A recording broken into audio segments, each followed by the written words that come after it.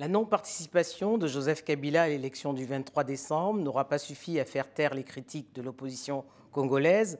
Elle exige la participation de tous les candidats, le retrait des machines à voter et le nettoyage du fichier électoral. Emery Damien Kaluira, bonjour. Bonjour madame. La coalition que vous conduisez exige une transition sans Joseph Kabila afin de garantir des élections crédibles et apaisées. Faut-il comprendre que vous souhaitez le report du scrutin du 23 décembre?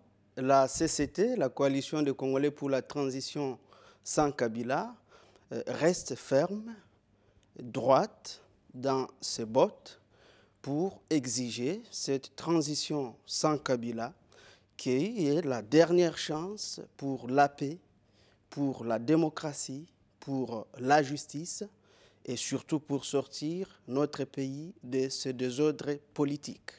Donc, à notre avis, il faut impérativement passer par une transition sans Kabila qui nous amène à un atterrissage heureux, applaudi par l'ensemble des Congolais pour contourner le coup d'État électoral que M. Kabila, sa CENI, sa Cour constitutionnelle sont en train de vouloir imposer aux Congolais.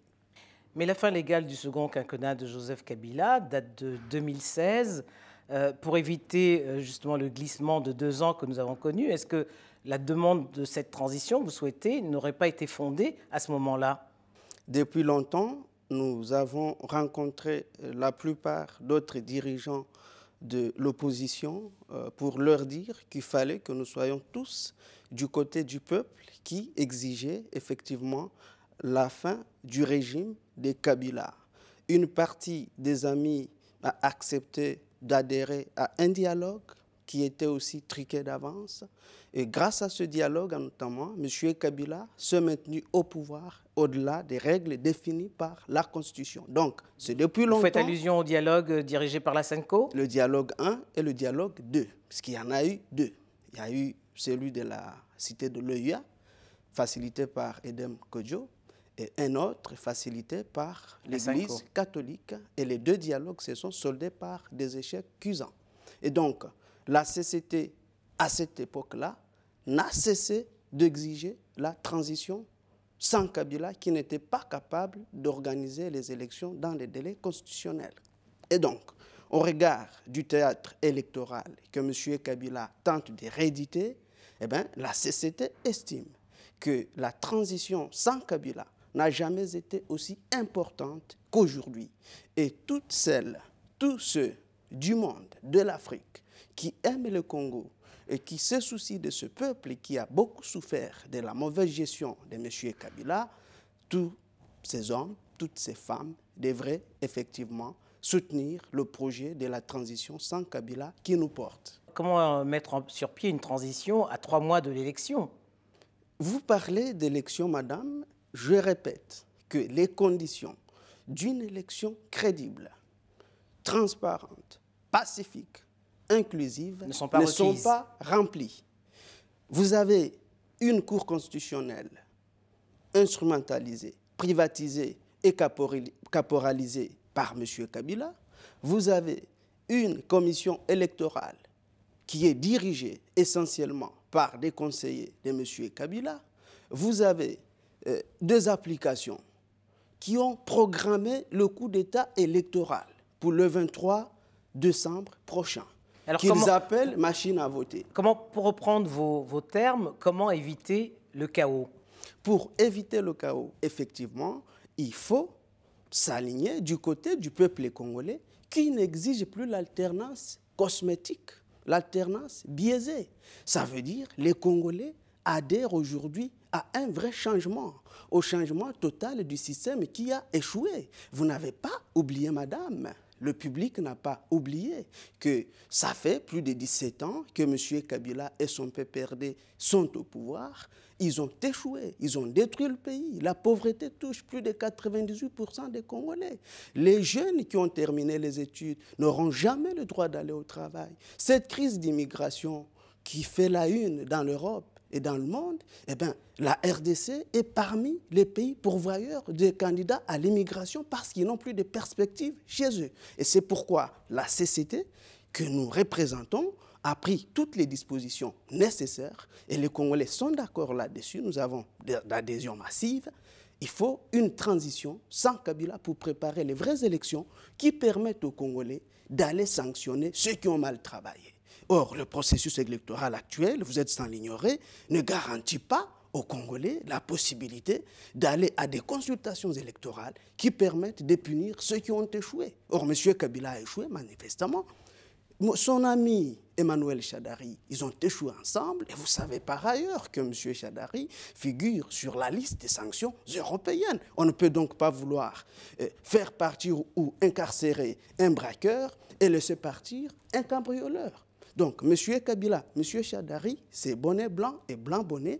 Et donc, ils veulent nous rééditer un coup d'État électoral, comme ce fut le cas en 2006 et en 2011. La CCT, qui comprend les soucis de ces Congolais, qui comprend cette crise humanitaire qui touche plus de 13 millions de Congolais qui dorment à même les sols dans leur propre pays, nous ne pouvons pas accepter que ce pays que Dieu a béni, un pays parmi les plus riches de la planète, soit gouverné par des personnes qui ne se soucient pas du souverain primaire qui est le détenteur du pouvoir. Alors, en attendant, Emery Damien Kalouira, tout semble porter à croire que les élections auront lieu le 23 décembre, puisque la CENI a même validé certaines candidatures et en a invalidé d'autres, notamment celle de Moïse Katumbi et de Jean-Pierre Bemba.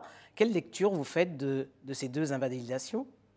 Parlant d'abord du gouverneur Moïse Katumbi, qui, vous le savez très bien, a longtemps appartenu et servi le même système de Kabila dont il est victime aujourd'hui, la coalition, sous ma direction, dans le cadre de notre politique d'ouverture, l'a rencontré, nous l'avons rencontré plusieurs fois et nous l'avons effectivement laissé entendre que le système actuel dirigé par M. Kabila ne permettra jamais la tenue des vraies élections. Et nous avions donc invité Moïse Katumbi à soutenir le chemin de la transition sans Kabila avant toute élection. Et donc nous estimons que ces deux invalidations vont motiver davantage et faire changer les opinions à la fois du président Jean-Pierre Bemba et du gouverneur Katumbi, afin qu'ils puissent, comme les autres mouvements sont en train de le faire, et les autres personnalités, se rallier à la coalition des Congolais pour la transition sans Kabila, afin que nous puissions, in fine, organiser cette transition qui ramène l'élection présidentielle à 2 tours, qui restaure l'État, qui définisse un cadre. Et ça veut dire un report de l'élection, mais jusqu'à quand? Quelle date nous estimons. Vous savez que M. Kabila, en 17 ans, il n'a fait que détruire. Les Congolais n'ont pas de pièce d'identité aujourd'hui. Donc, pour que nous arrivions à une élection qui garantisse la transparence, nos équipes ont travaillé. Le bureau politique y a beaucoup travaillé au pays et à l'extérieur. Et nous avons estimé qu'en 36 mois, donc 3 années maximum, nous sommes capables d'offrir aux Congolais un processus électoral qui ramène la paix sociale, donc la paix civile. Pour vous, une élection présidentielle en 2021, pas avant? Pas avant, parce que les conditions ne sont pas là. On doit choisir.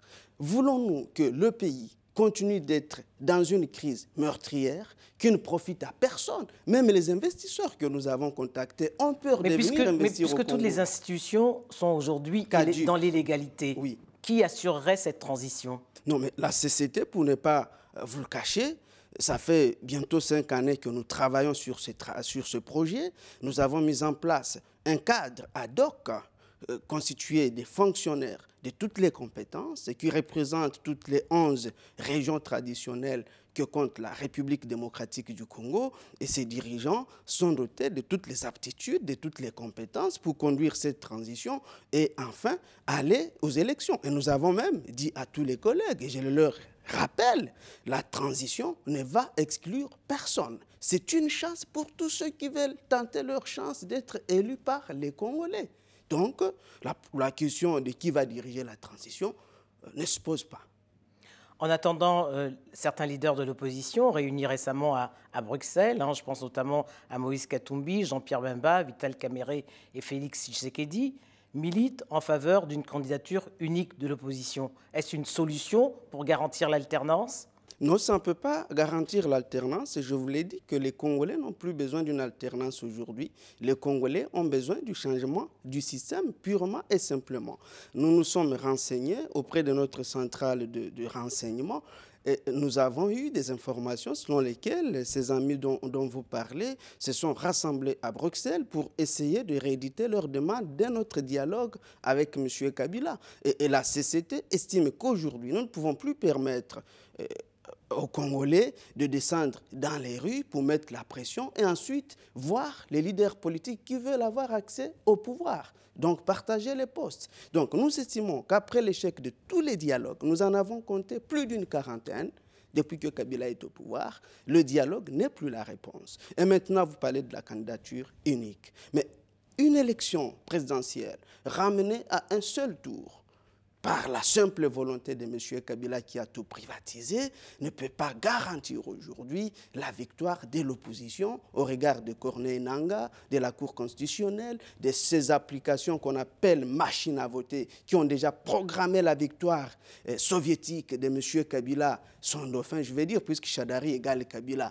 le 23 décembre prochain, ça voudrait tout simplement dire qu'il y allait, quel que soit le débat qu'on peut faire aujourd'hui, candidature unique, fichier électoral à nettoyer, ça ne règle pas le problème. Aujourd'hui, pour régler le problème, on ne le règle pas avec celui qui l'a créé. Et le problème congolais s'appelle Joseph Kabila, ça s'appelle le PPRD et ça s'appelle Chadari. Nous devons élaguer ces personnes et puis définir le cadre électoral qui sera acceptable, pacifique pour l'ensemble des Congolais. Emmanuel Damien Kalouira, que pensez-vous de l'appel lancé par les universitaires congolais qui estiment que Ramazani Chadari est le candidat de la rupture? Nous sommes déçus de constater que ceux qui étaient censés constater qu'ils sont en train d'amener le pays dans l'abîme sont en train de promouvoir, je peux dire, la médiocrité, la malgouvernance. Est-ce que ce professeur, qui n'ont même pas de salaire pour beaucoup, peuvent nous dire quelle est la qualité d'enseignement qui dispense aujourd'hui dans notre pays? Jusqu'à présent, le phénomène maudit de la prise en charge des enseignants par les parents est en cours. Et donc, on a de quoi? Ces gens-là, je ne les appelle pas de professeurs, des professeurs de pacotille, je dirais. On a de quoi ils se sont rassemblés pour espérer ou penser que, voilà, les Congolais doivent être condamnés à la souffrance. Puisque quand on dit souffrance, on parle de ce PPRD qui gouverne mal le pays, qui pille les richesses du pays et qui appauvrit la population. Donc, pour moi, excusez-moi, ces professeurs-là n'ont pas de respect pour les Congolais, n'ont pas de respect pour les 10 millions de morts que nous avons comptabilisés sous la gestion de M. Kabila. Ils n'ont pas également de respect pour ces plus de 3 millions de femmes violées et mutilées sexuellement, pour ces enfants qui sont plus de 2 millions, à ne pas connaître ni les noms de leur mère, ni les noms de leur père, ni leur date d'anniversaire, à cause justement de la mauvaise gestion de celui qui veulent soutenir, donc le candidat désigné unilatéralement par M. Kabila pour représenter ce qu'ils appellent FCC. Donc voilà un peu notre sentiment de déception par rapport à ce conglomérat de professeurs. Emery Damien Kalouira, merci. Je vous remercie, madame.